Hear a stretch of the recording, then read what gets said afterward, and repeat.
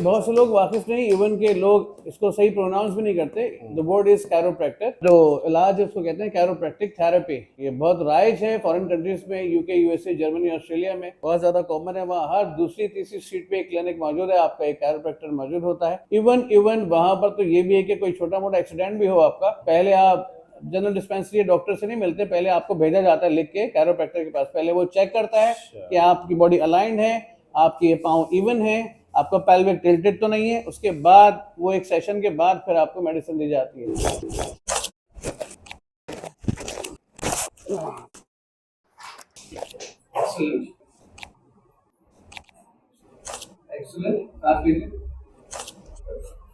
बिस्मिल्लाहिर्रहमानिर्रहीम। अस्सलाम वालेकुम दोस्तों, आपने बहुत सारे तरीका इलाज तो देखे होंगे, लेकिन आज हम आपको कुछ मुख्तलिफ तरीका इलाज दिखाने जा रहे हैं। बाद लोग इससे वाकिफ़ भी होंगे, लेकिन बाद लोग जो है वो नए होंगे, इसके बारे में जानते नहीं होंगे। तो इसी सिलसिले में हम यहाँ डॉक्टर सलीम से हमने रब्ता किया, यहाँ पर आए हैं और आपको यहाँ के सेशंस वगैरह भी दिखाएंगे, लोगों की राय भी जानेंगे यहाँ पे कि लोगों को जो है कितना फ़ायदा होता है, कितना इफ़ेक्टिव जो है तरीका इलाज है। ओके, मेरे साथ जो पेशेंट मौजूद है, याया इनका नाम है। He is very young boy. Cricket खेलते हुए इनकी लोअर लुम्बर के अंदर इश्यूज आ गए थे, that is L4, L5, S1। तो आज हमारे पास ये अपने फर्स्ट सेशन के लिए मौजूद हैं और हम इनका सेशन करेंगे। रिलैक्स रहना है। Excellent, very nice. या उस तरफ घूम जाइए, opposite. Come over the edge. Yes, बिल्कुल ठीक है। Position is right. You have to be easy. या सांस लो बेटा। Inhale then exhale. Okay, excellent, बिल्कुल लूज। वेरी नाइस बेटा, एक्सेलेंट। और ढीला, एक्सेलेंट, जबरदस्त। आइए उल्टा होकर लेट जाइए। Face should be over there, right hand head rest. हाथ नीचे गिरा दीजिए। Camera close. Exhale out. Very nice. One more time. या गुड।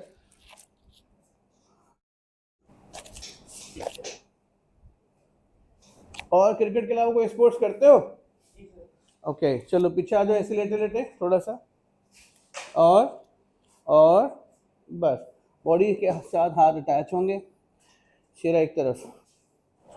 गुड, शाबाश। उठ के बैठिएगा जैसे बाइक में बैठते, एक लेग इधर एक लेग उधर। Excellent. Hand should be over the opposite shoulders. Yes, कमर सीधी कीजिए।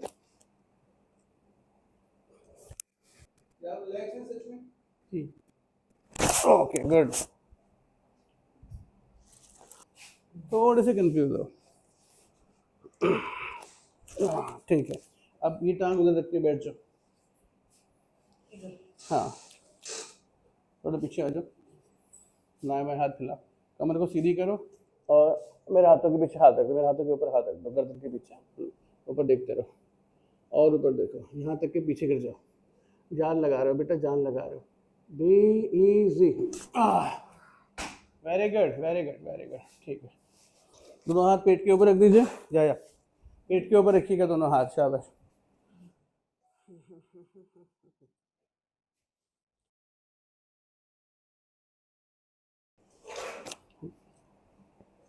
Body loose. Excellent, excellent, good,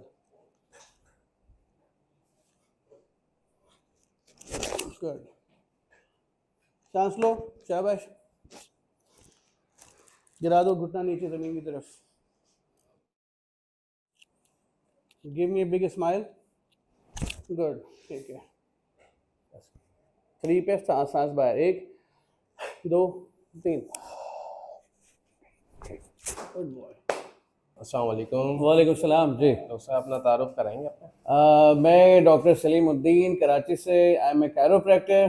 ठीक है। और लोगों की स्पाइंस को मैनिपुलेट करना और मोरों को एडजस्ट करना मेरा मेन काम है, मेरा पैशन है, मेरा शौक़ है। जी जी। और मैं लकी इसलिए भी हूँ कि मैंने अपना शौक़ को ही अपना प्रोफेशन बनाया।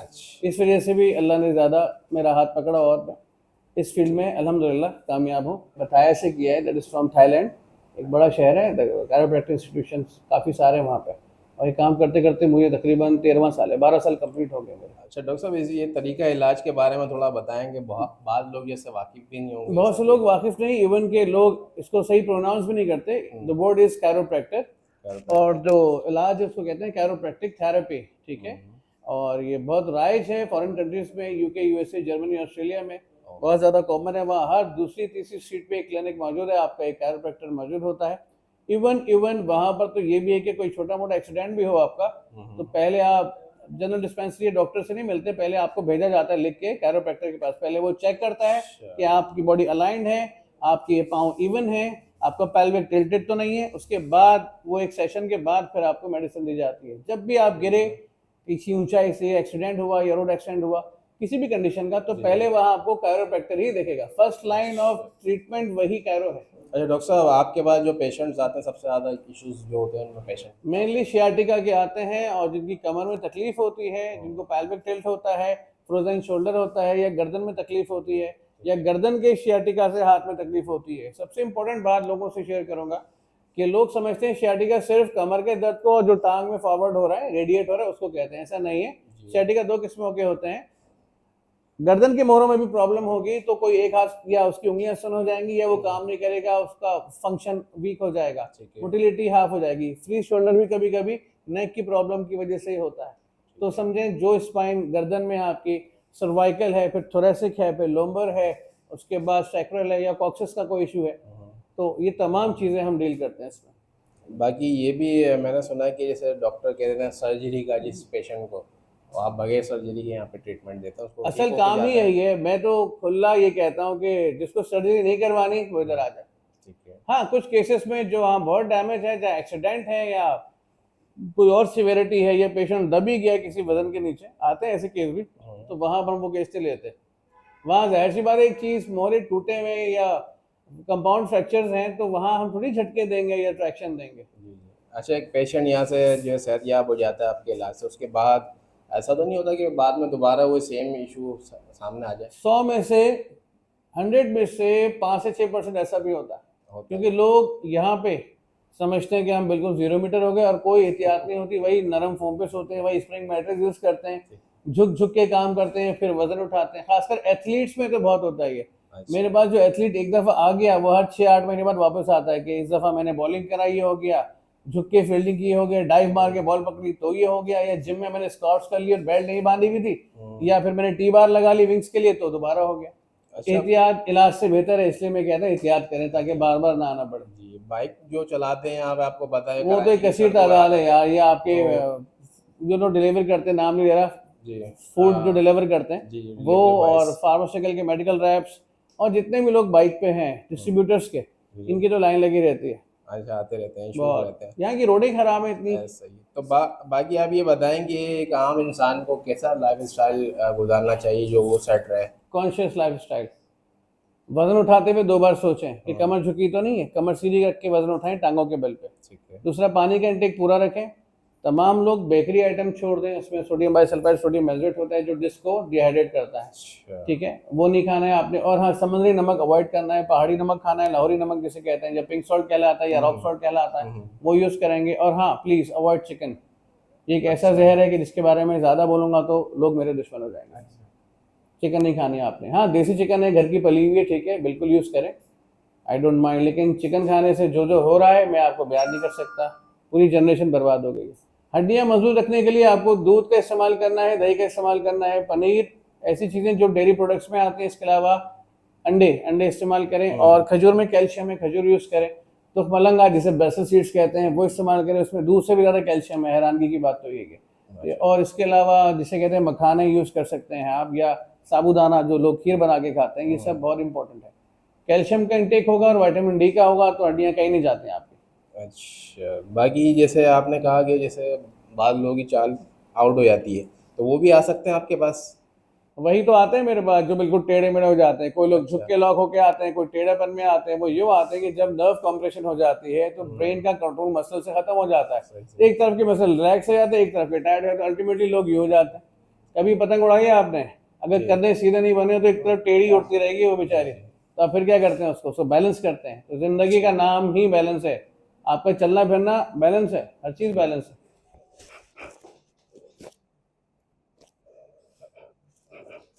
गुड, करवट लीजिएगा मेरी तरफ।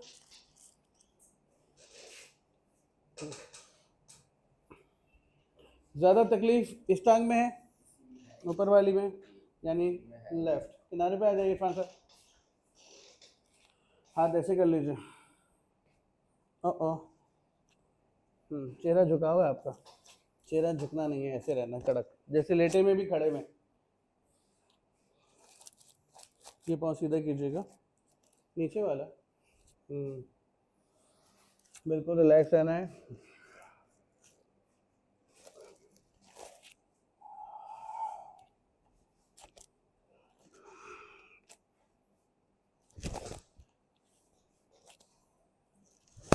ठीक है, ओके जी, सब घूम जाइएगा।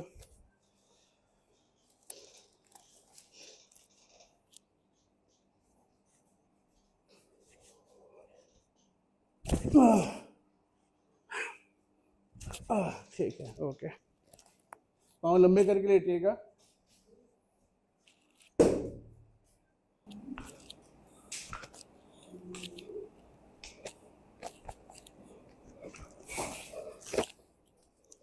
बॉडी लूज, टांग की रान वाला हिस्सा रिलैक्स करें। ठीक है,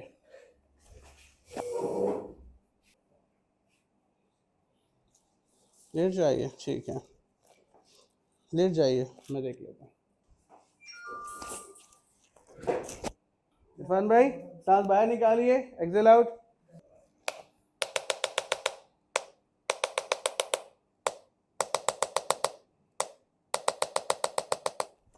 इरफान भाई, ज्यादा पेन हो तो रिपोर्ट करना मुझे।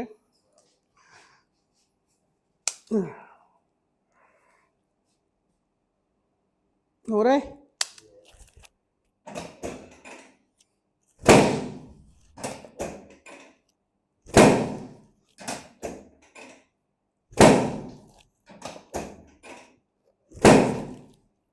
इरफान भाई, वॉक करके दिखाइए। तेज से चलें भले, कोई इश्यू नहीं है। चेहरा ऊपर करके। वो टेढ़ापन तो बिल्कुल खत्म हो गया। अब आप उल्टा लेटें, मैं हैमर करूंगा। ये वाली लेग है ना, शियाटिका का शदीद खिंचाव है इनको, शदीद। ऐसा लगता है जैसे नस खिंच रही है, बहुत शदीद। जब भी मेरे पर रिपोर्ट हुए थे, पूरे टेढ़े चलते थे, पूरी तरह टेढ़े थे ये। अल्लाह का शुक्र है, सेकंड विजिट ही थोड़ा सा सीधा हुआ है, लेकिन ये कि अभी भी खिंचाव थोड़ा बाकी है। तो कितने सेशंस में सेट हो जाते हैं तकरीबन पेशेंट? ज़्यादा क्रॉनिक डिजीज हो या ज़्यादा मल्टीपल बल्जेस हो तो 3 से 4 विजिट, 5 विजिट तक जाते हैं, वरना 2 से 3 विजिट इनफ होता है। मोर और लेस वाली बात होती है, हर आदमी के इंडिविजुअल सिम्टम्स अलग ही हैं।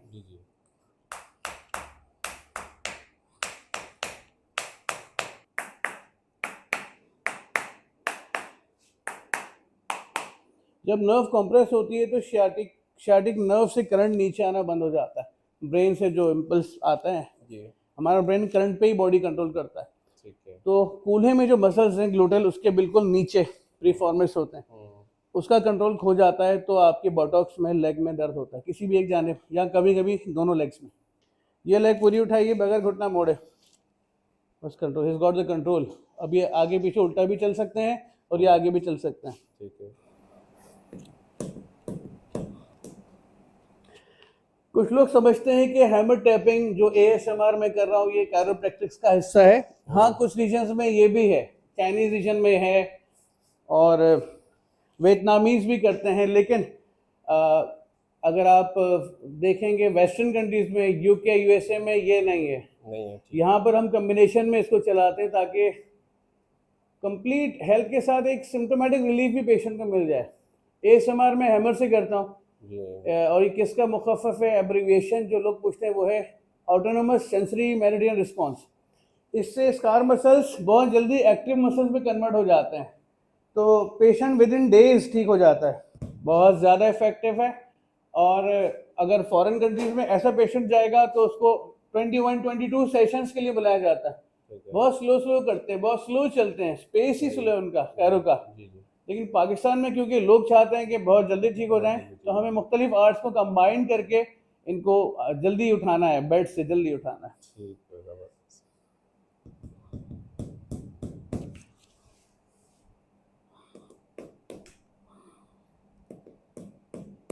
ये फेसिड जॉइंट्स को हिट कर रहा हूँ मैं, लेकिन उनके बीच में जो गैप है वहां पे, क्योंकि नर्व्स का इन आउट वहीं से ही होता है। टफ मसल्स पे जाहिर है हमें बड़ा हैमर लेना है।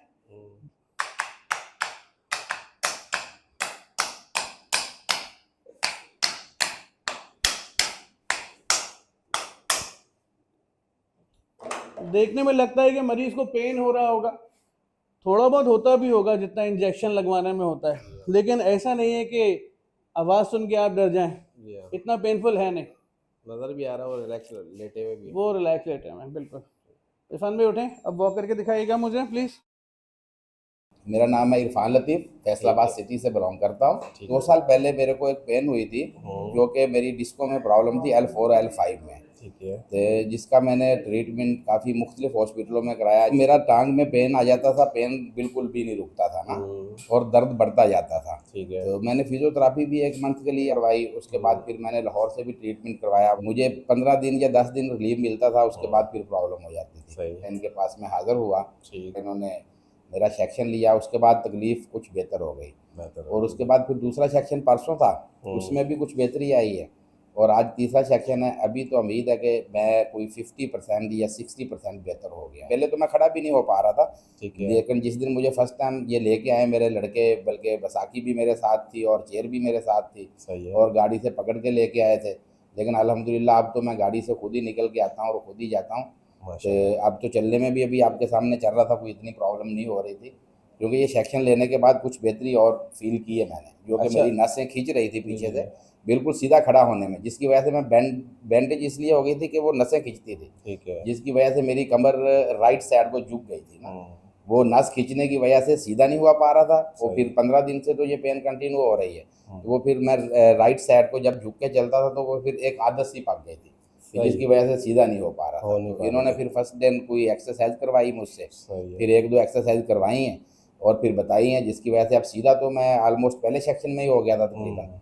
तो लेकिन वो नस जो अभी भी खींच रही थी उसका प्रॉब्लम था, लेकिन अभी भी जो मैं लास्ट चला हूँ उसमें मेरे को कोई 70-80% बेहतरी नजर आई। डॉक्टर साहब फिर एंड करते हैं वीडियो को, आप यहाँ का एड्रेस बता दें और कोई कॉन्टैक्ट जी, मेरा क्लिनिक गुलशन इकबाल में है, बेंगलुरु नंबर A371, शारे अल कुद्स, ब्लॉक 5, गुलशन इकबाल, नियर मोची मोड़ सिग्नल, जहाँ कॉन्टिनेंटल बेकरी बनी है अभी गुलशन इकबाल वाली, तो उससे सीधा अंदर आएंगे तो आपको मिल जाएगा क्लिनिक। मिल जाएगा। बाकी व्हाट्सएप नंबर पर आप मेरा नंबर मैं बता देता हूँ 03042357 और टाइमिंग्स वगैरह क्या है? टाइमिंग दोपहर 3 बजे से रात 10:30 की है।